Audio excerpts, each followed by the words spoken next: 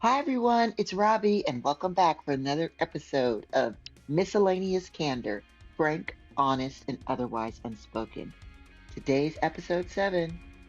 I have to tell you all, I thought that I was going to have to do a lot of editing. And we talk about how AI can affect the everyday person like us and other people who are just out there doing it day to day.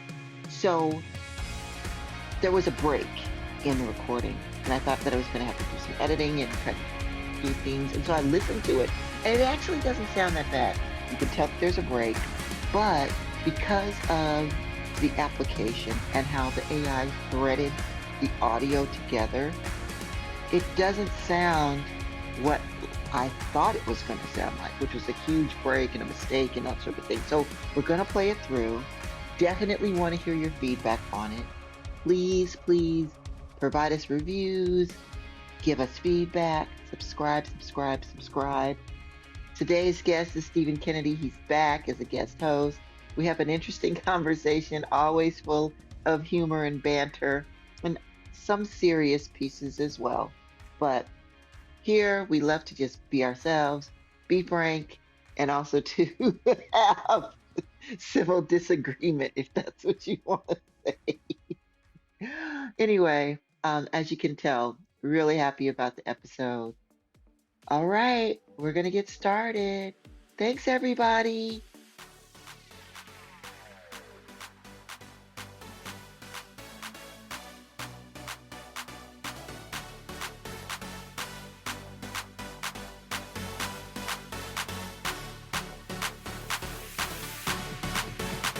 Welcome, everybody. We're back.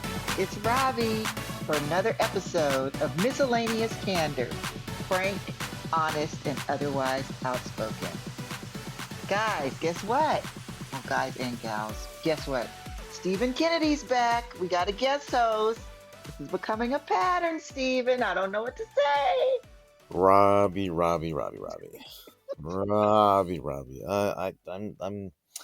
I'm enjoying this. What can I say? It's a good conversation with you. I feel like we, I feel we talk about some good topics here.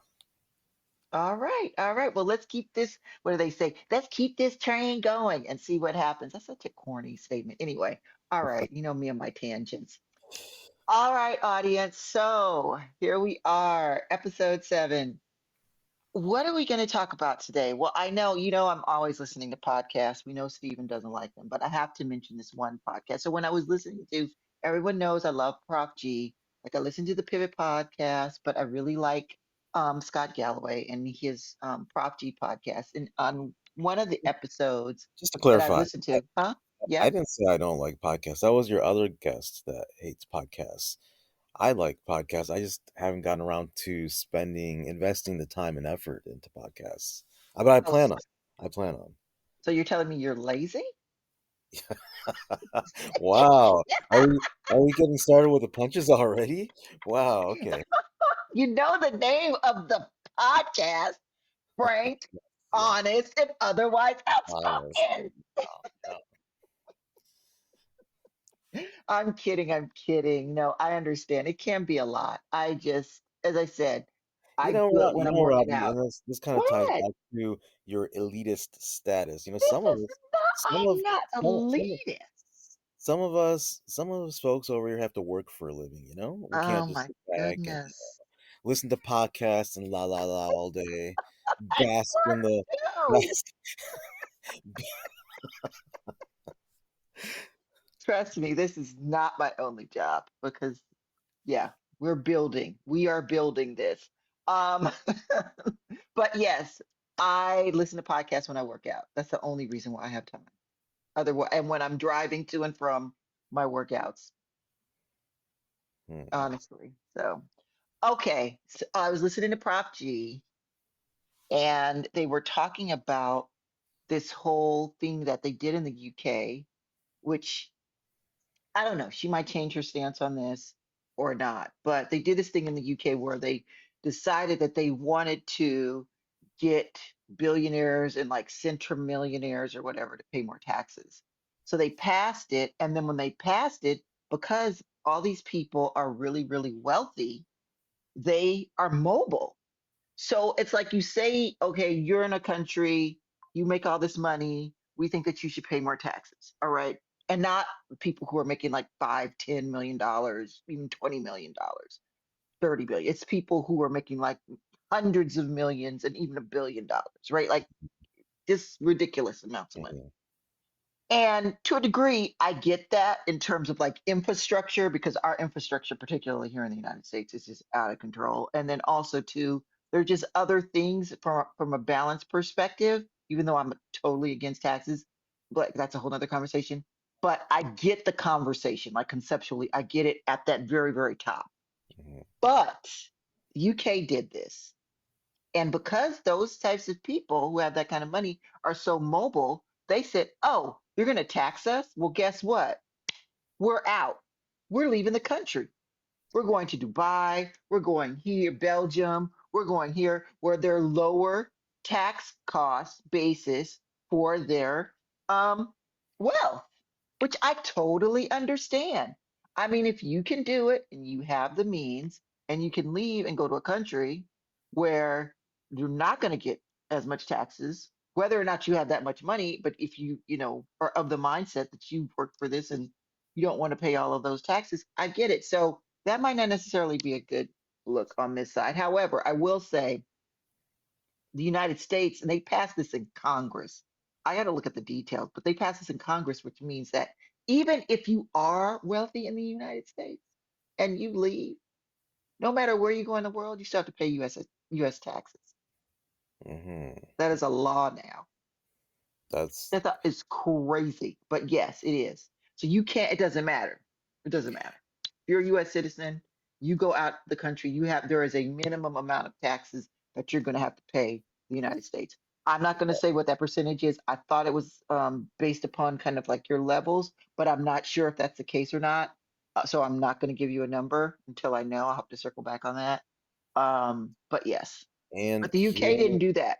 So now the here UK is using all of its tax base. So now it's ending up being like it's not actually going to be the outcome that they want it to be, right? They were looking to increase the tax base so that they could spend more on, public works and all of that stuff, which I get they have like true universal health care and all of that stuff. So I understand like that's just their mentality, but it backfired because yeah. all of those people are like, I'm out. Well, yeah, I mean, if you're gonna do, you gotta have guardrails in place, right? But this is an interesting perspective you have because it ties back to your elitist status, right? Now, let's talk about this for a little bit. Oh Uh, my, how does this tie back to my you elitist know, status? I think it's a First of all, I responsibility. don't have an elitist status. I came from a working middle class family. Okay, I came from cities that people don't want to go to. So let's talk about that in terms of elitists. okay. Well, what I was gonna say is what was I gonna say? I was gonna say Exactly, exactly. What were you going to say? I was gonna say I think people of a certain wealth, once you reach a certain point, you have a responsibility to care for the people in this world, the people in your environment, the people of your country, because after a certain point, you have no actual need or use of your wealth. After you get to a certain point, you're talking about people with hundreds of millions of dollars. You're only going to use a certain portion of it, and it's your responsibility if you are of that wealth to put back into society, you know, put back into people that need it, put back into the infrastructure. That's my take on it. Okay, so here's the thing. I agree with you, but I also think that we are human beings and we have free choice. And you Yeah, cannot I agree. mandate responsibility. You cannot mandate integrity. You cannot mandate character to a degree. There are laws and rules that we have to have so that we're not in a chaotic environment. And I Yeah, wholeheartedly subscribe to because that. But in because when it terms of comes like down to it, people we making are money, cavemen. yeah, We no, need we need rules. We need guidance because we are very primitive creatures. Even though we think we're so well, organized, so well put together, so intelligent creatures. We are not. We're animals when it comes down to it. Okay, I'm going to put that apart in the parking lot, the animal piece, but back to the point that I was talking Yeah, about. we're animals. We're filthy. Can I We're please get my filthy point animals. across, Stephen?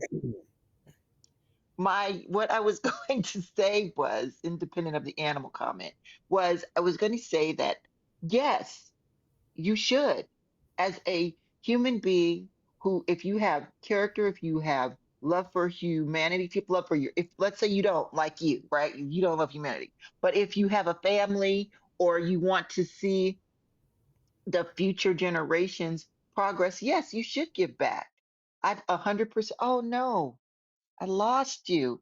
Oh, okay. So something happened.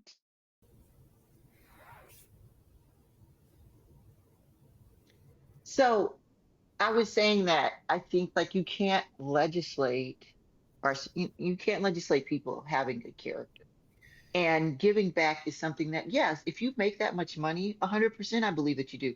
And also, too, even within the tax code, they have that you give a certain amount back, um, you're going to get benefits. So it's almost incentivizing people to do Yeah. that, those loopholes, right? So that's Yeah. there for people who are just don't have the character to do that. But outside of that, 100% I believe that you can do that. But I think that it becomes a problem when you start, there's something in people. I know you're going to say they're animal in them, but there's something in people that if you tell them, okay, I'm going to take I'm going to take this amount of money and give it to other people because I said so. People have a visceral reaction to that, independent of how much money they have or don't have. And I think that that is, unfortunately or fortunately, that's a part of human nature. Now, there are other people who understand it and they're okay with it. And then there's other people who are not. And it's not, I don't feel like it's my role to judge that type of scenario. But I do think that I can say, okay, yes, give a certain amount of money back. I mean, Melissa Gates, Mackenzie, Bezos, they all gave all that money away and they continue to Mhm. give money. Jeff gives money, like all of Mhm. those. So I mean, Let me ask you this, and this is an uh, interesting perspective I want to discuss. Have you heard of that India's richest or the world's richest individual in India? His name is Ambani. Last name is Ambani, and he recently had a that wedding. giant wedding. Yeah, for his Yes, I do. Okay, okay, let's for- talk about this. Yes, okay, tell me more. Yes, I was yeah. following So it on Instagram and everything. he had this ridiculous wedding, ridiculous money spent on this wedding, and people were criticizing him. You know how much poverty there is across India and across the world, right? This Hmm. is the richest man in the world, and you see he's spending hundreds and hundreds of millions of dollars on this wedding, and people were saying, you know, couldn't he just have a normal or even a regular grand wedding? And think about how much good he could have done with all that other money. He could have wiped out, you know, hunger in this country, and that's true. I agree with that, but also other people came and said, "Well, look, he is still putting money into the system, but he's doing it in a way that he's paying businesses. He is having people that are eager to work and get jobs. That money is Hmm. cascading into the economy. He's not yes, he's doing something selfish, but at the same time, he is putting that money back into the economy. How many people, for example, the caterers, all for example, like, all the people Yep. that he had to employ, Yes. all the different Hmm. services he had to pay for. He Hmm. put money back into the economy, which otherwise would not be there. So I understand that perspective as well. So there are interesting takes on, how do you want to allocate your wealth, right? There's different ways of doing it that will benefit society. That's true. 100%. I agree with you. And what did you think about? So I want to make sure I'm saying his name right. It's Ubani. Is that the last name? Ambani, Ambani. Ambani. Okay. Yeah. Okay. Ambani. Yes. Okay. So let's talk about that a bit. Like, how did you feel about that? Like, what was the conversations around that in your circles? I mean, I can tell you Well, about it in my circles, but I'm just wondering about what it was like in your circles. yeah, generally speaking, it the general feeling across my Indian circles that it's a absurd uh way of splashing your money around and trying to flaunt your wealth completely unnecessarily, right? And I agree with that. In India, the culture is to have a very grand wedding. People have hundreds, thousands of people attend their weddings. Mm-hmm. He could have done the same and even spent more, but the way he did it, I do agree with one perspective that he did put money back in, right, to the economy by Yes. hiring all these services, which is great. But I also think he didn't have to go that far. He could have taken many hundreds of millions of that amount and put it towards addressing poverty, right? Because Mm-hmm. you're figuring out. I think he should have really had, which I don't think he did. He should have had people determine what's the best way to distribute your wealth while at the same time allocating a certain amount to the wedding. How can you really help society by allocating a certain amount to the different services you're hiring, and what percentage should you take and put into directly into addressing poverty, that kind of thing. So there should have been a proper balance that, it should have been financially determined what's the best way to allocate your money that you're initially you have this big pot of money that you're planning to spend on the wedding. Okay, well, let's take a step back. What's the best way? Take that pot of money. You don't need to spend all this ridiculous amounts of money on your wedding. So let's Mm-hmm. see what makes sense in terms, of the economy as a whole. What percentage should we put back through this channel and this channel and this channel? Okay, so I do have something I want to say. I know this is going to trigger you. By the Oh way, no, people, here we we're go. talking We're about like elitist this is more like status. celebrity stuff. This is celebrity conversations. We move from podcasts to the celebrity kind of Ah, news yes. type thing. Okay, so we're talking about the wedding, but I will say one thing I How did we saw on get here? Instagram is that so Jay Shetty was at this wedding. Oh, good lord. Seriously? Ugh, I hate the guy. I hate. I'm like, Oh, no, why do you hate him? Okay, and he and some other people actually went to it was some sort of place for people children who didn't have a lot, or it was some sort of temple or something, and they gave a lot of things to this like organization of underserved people in India.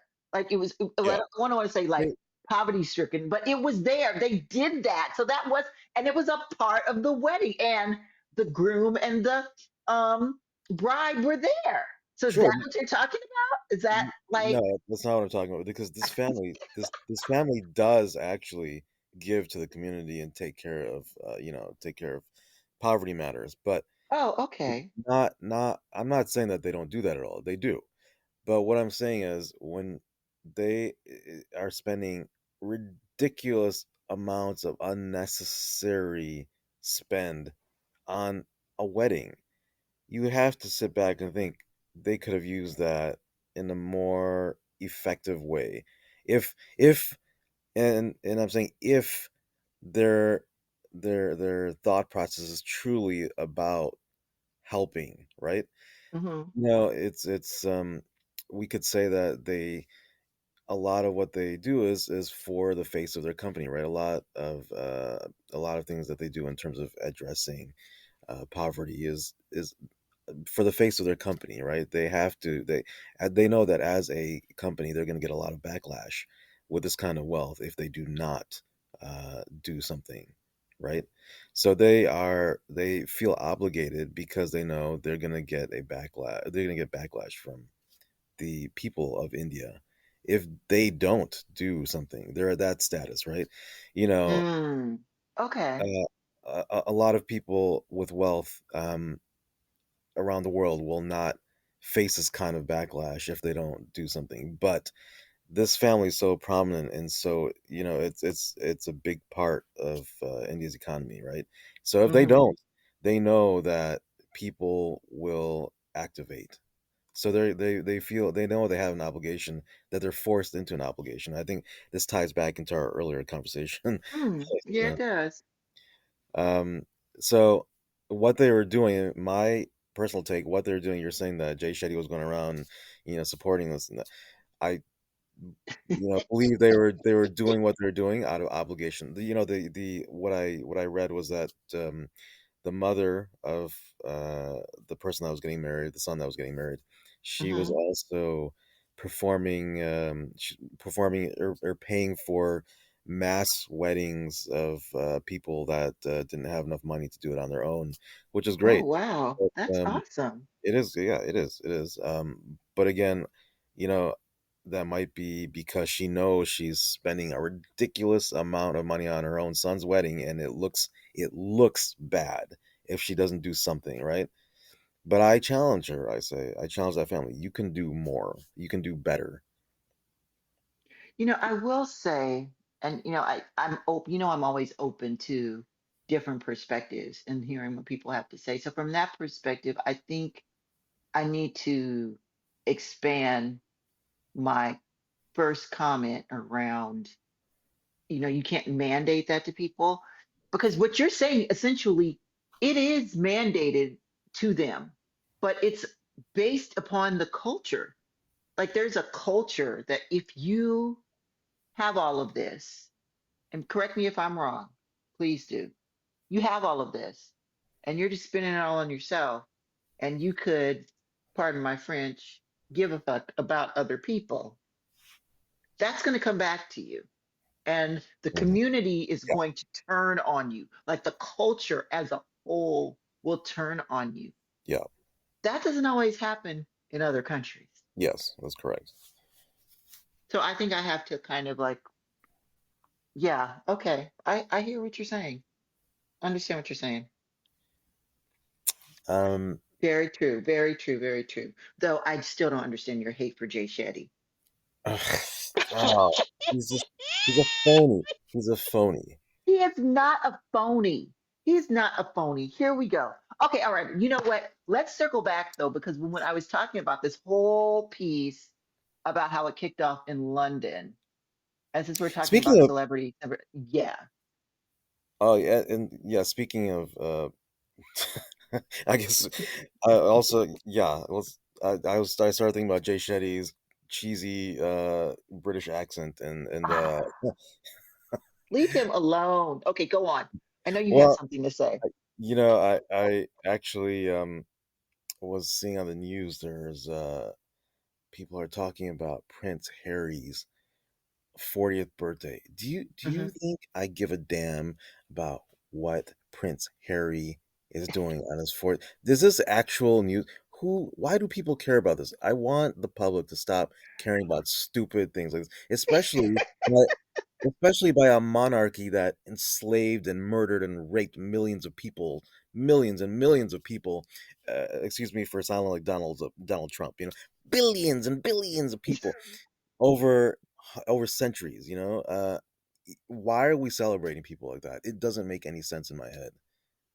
Okay, well, I would argue that there are a lot of countries that raped, pillaged, and murdered millions and billions of people, Not for like like, the British monarchy. There's okay, something okay, special. but here's the thing. This is when we get into the what I kind of like this whole um beat down Olympics. There's another word for it that I can't, it's not coming to me right now, but I don't like that. I don't like that conversation. Oh, well, I was beat up more than you, or I was discriminated more than you, or this happened. Like that doesn't change anything that was happening in the past. I mean, even if you look at certain countries or a continent with, and then certain countries within those continents, there was a lot of obliteration that happened You're over absolutely a right. period of time, Yeah. right? I will say this, You know, and this you is know something why? that I'll You know say, why, huh? Robbie? It's because we're animals, Robbie. We're animals. Oh my God, here we go with the animals thing. Okay, so fundamentally speaking, we are mammals, and yes, there is a relationship to animals. Mammals are a part of that world, yes, 100%. But the way that you're saying it, it's like we're just like always out there on the Serengeti figuring out how we're going to attack each other. And Well, I just are don't we? think that's the Are we doing that? Uh, okay. All right. So let's get back to Prince Harry for a moment. Because again, this was supposed to be in the parking lot. Um, so Prince Harry, I do think that there's just always a group of people that have a love for the monarchy. I mean, as you said, there's a point in the world's history where they would say that term, the sun never set across the British Empire, right? Long time ago in yes, history. yes, So, yes. I mean, it was, and a part of that was the whole monarchy piece. There was a part of that was the colonization piece too. And there's all these complicated things that have kind of transpired Yep. over history from the beginning of when all of this happened up to now. All that being said, there is a huge amount of people too that do have a love for the monarchy, who I, loved Queen Elizabeth and loved Harry, loved Diana. And I by the think way, my point is that Harry is a vestige and a vessel of Diana. And I believe that that is a reason why people care about it because okay, okay. he reminds them of her. And that was a time where people really saw some type of quote unquote goodness within the monarchy. Okay, I'm done. By the way, I just want to take a minute to say that I am happy that Queen Elizabeth died. It was Oh time. my God! She was a monster. Glad she's dead. I don't, people are sad. Oh, she good. She was an evil woman. A, she was a part of an era that were filled with horrific people, and I'm glad she's gone. She had to die. I'm just sad she didn't die sooner. When you say that you're glad that someone died, I mean, that's pretty, I mean, yeah, you're putting a whole lot of stuff out there in the universe. Remember, Robbie, we are animals. That includes myself. We're all animals, God, here we go. myself included. Okay, was there anything else that you wanted to say about Prince Harry? There was, well, yes, so yeah, I digress. uh, what was I? Where was I? Oh well, we could go down a whole nothing specifically about Prince Harry, but I was going down a whole other topic, I guess. But well, I will just close it off by saying, I, I understand your point about him being a vessel of Princess Di, but again, I'm happy that I am happy that the in the UK the generations that really worshipped the queen and the monarchy are slowly fading away. I think it's going to take a couple more generations and people are going to be like, why the hell are we filling these people's pockets with money, this monarchy? It's time for them to go. So I'm looking forward to that. Okay, Um, okay, to your point, I will say this too. Not only is he a vessel of her and represents her, but she dealt with a lot of stuff because she actually stood up to the monarchy, right? She was trying to leave. They were going to get a divorce. All of that, right, was happening. And Harry, I think, is like he's the quintessential example of that. He literally is not a part of the monarchy anymore because he oh yeah, married Meghan, who yeah, is a person of color, you're right. right? Okay, And I can they respect look that. at him, but they still see that he has that quote unquote royalty type of dignified stance, but he also is someone who walked away from it. He walked away from his family because Yeah, of beliefs. Now, hey, just saying. you got a point. You actually make a good point. I I agree with you. I agree with you. And we don't agree on points very often, but I agree with you. No. It's you're right. Okay. Okay. Point taken. Okay. All right. Look at this. Audience, I think this is going to be something that you witness that never happens again. So mark this on your calendars. This is But a I s- point of history. but We're agreeing. there is Okay. a big a big portion of society that still is obsessed with Harry just because he's part of the British monarchy. Monarchy. and I Yes, can't tolerate that. yes. Now, But my if he point stands is for a that symbol of he change, stands for something else yes, independent of that. yes, and that's a great thing. That's a great thing. I agree. You're right. So there's that piece. Okay, so we covered, we talked a little bit about podcasts, we talked about our celebrity stuff. Any AI things that came up for you AI this things. week? You know what I just saw, and these apps are getting crazier, right? Mm-hmm. There's this one app I saw where you can actually, I think there's a couple apps out there, two or three that I've seen that you can, speak your language, whatever language it is, and then the app will change it. Like it's a video of you speaking, and the app will change it to whatever language you want to select. It'll be your voice, and the video will show your face speaking another language. I mean, think about how much that can do for people, for individuals that are trying to speak. When I meet the love of my life in Italy, I won't have any language barrier. Or these corporations that are trying to reach audiences and communicate, these organizations that want to help people, or they can reach people in other countries and actually talk to them. I mean, this is game changing, and I think it's a fantastic thing. Now, I'm There's sure another it can be side. used. Yes, exactly. I'm sure it can be used in a more sinister manner, and that's again, we have to figure out what are the guardrails going to be and how are we going to implement them. Well, that's the thing. I mean, we keep talking about these guardrails, right? Yep. And I know I mentioned that Pondering AI podcast. I haven't listened to it this week, but there was a new episode. And I also too saw, I just watched it for a little bit. Oprah Winfrey, you can say whatever you want to say about her, but she is good at interviewing people and getting Can we out talk about information. her in the next podcast? 'Cause I have a lot to talk. I have a lot to unwrap about Oprah. That's a whole other. Let's remember to talk about her. Okay, all right, we'll put a pin in that. So put a pin in that, I should say very clearly. So she had Sam Altman on there. She had Bill Gates. She had another woman who was a pretty famous author, Marianne Richardson, I think. I'm sorry, I should know her name. Um, and then she had actual individual everyday people talking about AI and their concerns about it. And Altman and Gates, as always, admitted, yeah, there needs to be guardrails. Now, yeah, there needs to be things. Yes, we're going to have to look at how we live differently, all of this, but it's going faster than anyone can control. I think the thing that is interesting is that there does need to be. I thought it was interesting that Sam Altman said that he's talking to the government every other day, and he Hmm. actually came out publicly and say that. So I wonder that says to me, is it every other day, or is it every day, or is it every hour? Like, how often are Hmm. they really talking to the government to try to align this? And that's just our government.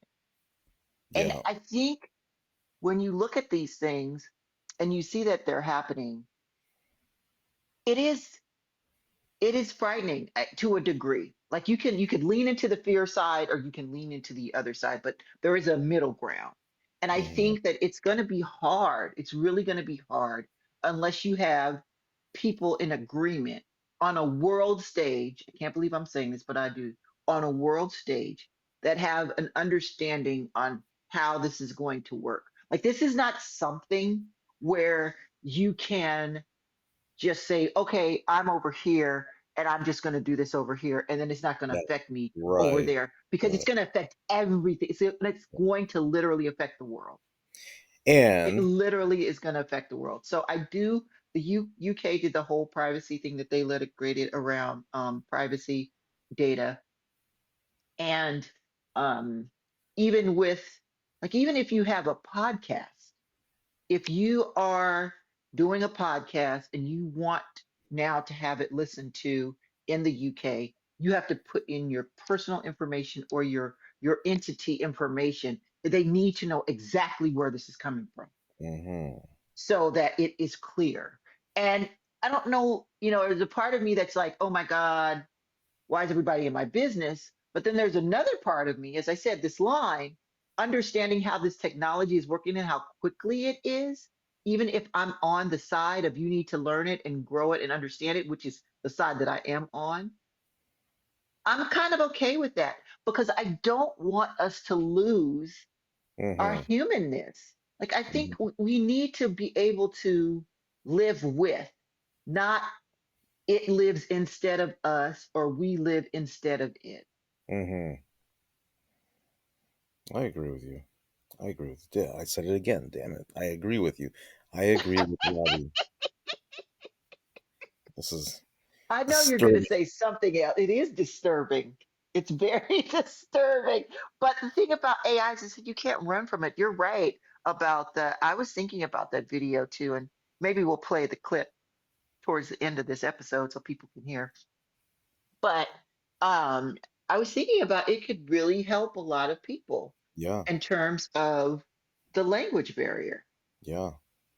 and then it kind of eliminates this whole idea that everyone has to speak English. Right. Right. Damn the Queen's rule. Who do they think they are? Okay, you and the Queen. All right. So, what else do we want to talk about? Is there anything else? I just wanted to say one thing about that is that, you said that it's critical for the world as, come together on figuring out how to address it, right? Mhm. But, this going back to my main theme of life. We're all animals. We're all animals. And the world's never going to come together on, and agree on one, right? So, we're not going to agree in unison. So, that's going to be an interesting battle. Yes, I mean we do it. We have some things where there have been consensus, maybe not 100% agreement. Again, I'm not of the mind that everything is 100%. Like there's certain things that are black and white in the world, right? But then there are other things that there are a lot of gray. And then there's a conversation where some people think certain things are black and white and other people do not. So then there's whole that. But the thing AI is literally going to change everything. It's already doing it. It's just and it's moving faster than it's not something that is can be controlled if people are just constantly innovating. And I again, even if you can create something that is human, quote unquote, it's not. Like we are human. Yeah. And so that's my whole thing. Even if you create something that's so it's not going to have a beating heart. If the heart is beating but you built it, it's still not the same as a human heart.